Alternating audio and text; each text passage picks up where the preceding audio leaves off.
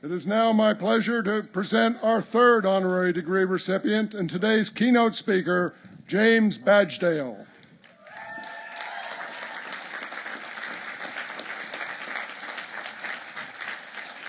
I will hood James after Provost Lisa Darling reads the citation. James Badgedale started acting when he was 10 years old in the role of Simon in Lord of the Flies, which earned him a nomination for Best Young Actor Supporting Role in a Motion Picture. His parents never wanted him to go into acting, especially as a child. They told him he could audition for the part, only to learn about rejection at an early age. Instead, it clearly went the other way. Born in New York City, Dale is the only child of dancer and choreographer Grove Dale and actress and singer Anita Morris, whom he lost to cancer when he was 15. Dale detoured away from acting and instead played hockey for the next 11 years. He received a scholarship to play Division III hockey at Manhattanville College, with hopes of one day joining the National Hockey League. He was a fast goaltender for the Valiants, but his dream of a hockey career ended after he sustained a left hip displacement. Forced to take a break from sports because of this injury, Dale rediscovered his passion for acting and left college to move to New York City to train professionally. There, he found that same rush on stage that he had formerly experienced on the ice. As an avid runner, Dale recently used hockey and running to help his crusade against cancer in honor of his mother when he competed in his first New York City marathon. He wore a Hockey Fights Cancer t-shirt and hat in support of the charity, a joint initiative between the NHL and the NHL Players Association that has raised more than $15 million since its inception in 1998. He has now built an impressive filmography, having appeared in such films as World War Z, The Lone Ranger, Iron Man 3, The Walk, and most recently, 13 Hours, The Secret Soldiers of Benghazi. He will also star in the upcoming science fiction thriller, Spectral. Dale's television credits include 24, CSI Miami and CSI New York, Rubicon, The Black Donnellys, and The Pacific.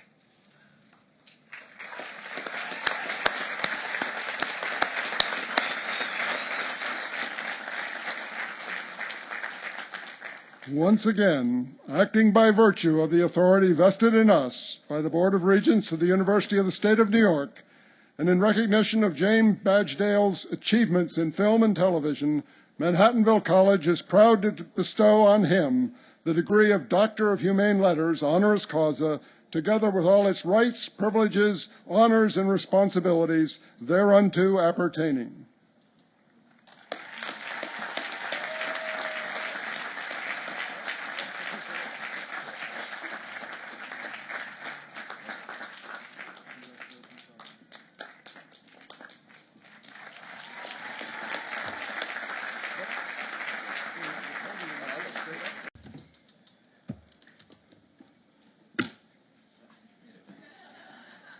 Yes, I brought a book.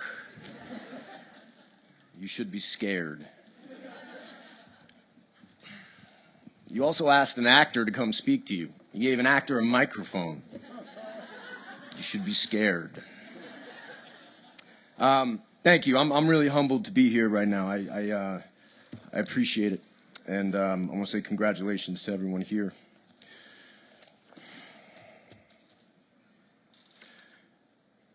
Today's your last day on this beautiful quad, this lawn that I remember walking on my first day in 1999, September. It was hot. Does anybody remember 1999? No, you don't. 99 was a good year. We actually believed that all computers would shut down on New Year's Eve. It was going to be the medieval times.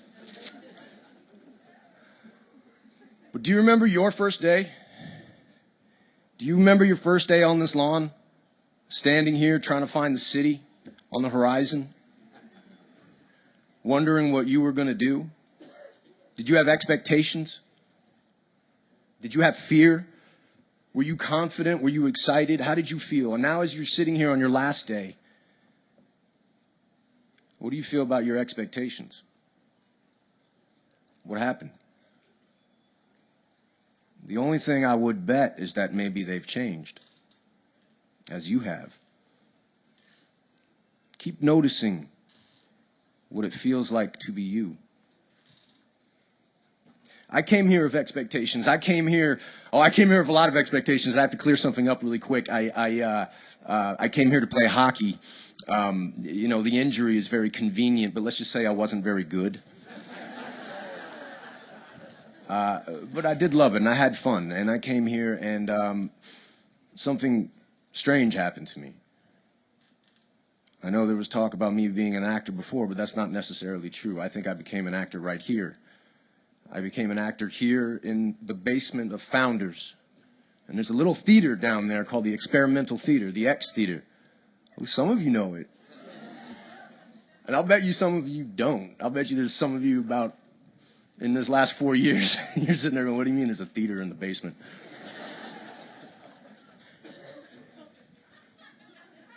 That's all right. I'm sure you're doing other things. Things that were very important, actually. I mean, the irony of having an actor speak to you, a guy who you could argue whether it's a real job or not, after you've studied and worked hard to go into the world and do things that are important. I hope they're important to you. So I became an actor here. I kind of fell in love with something, and there was a moment, there was a student named Tracy, and this is the beautiful thing about this school, this small school that has a lot of passion, and it has a DIY attitude, and I'm sorry, I'm an old punk rock kid from the early 90s, so DIY means do it yourself.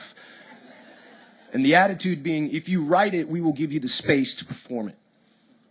And he wrote it, and we put it up. And something strange happened to me on stage. I turned around and I realized, wait a minute, I love this. I can do this. And no one is punching me in my face. I think I can do this for possibly a long time. I don't know. Maybe that's overconfident of me. I try to find humility.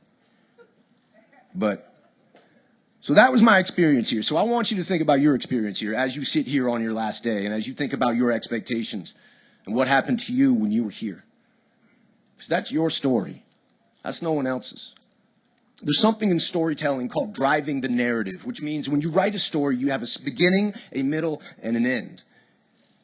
And a good writer, a good actor, a good director, anyone who's telling a story, you drive your narrative, you get to the end, as I will with this speech at some point.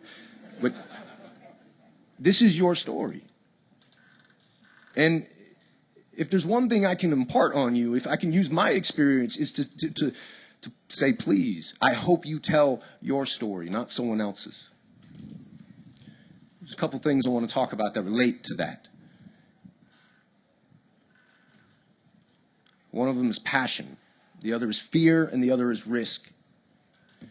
Passion, that's a funny one, isn't it? Because that'll come quick. It's like a fire. It comes quick, it goes away. It comes again, maybe it stays the whole time. I don't know.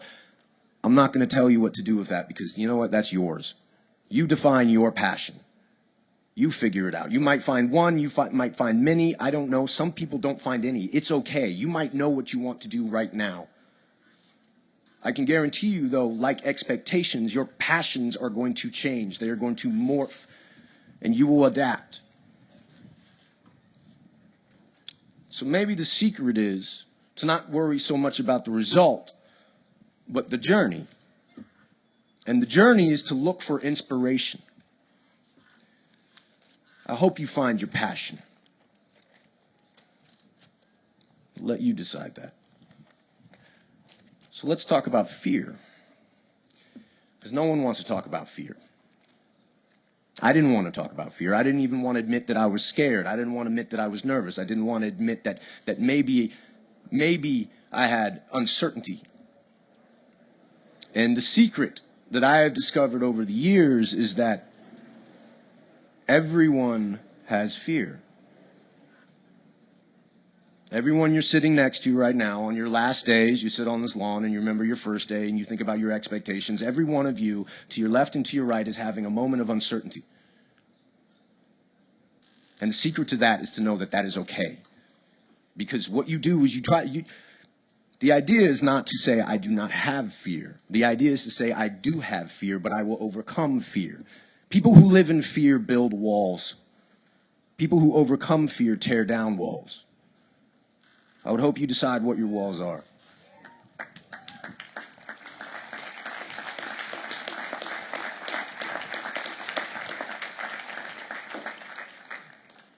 But that's so much easier said than done. Overcoming fear. How do you overcome fear? You have to take a risk. And that's scary in its own right. Now, what is risk? It could be simple as listening to someone.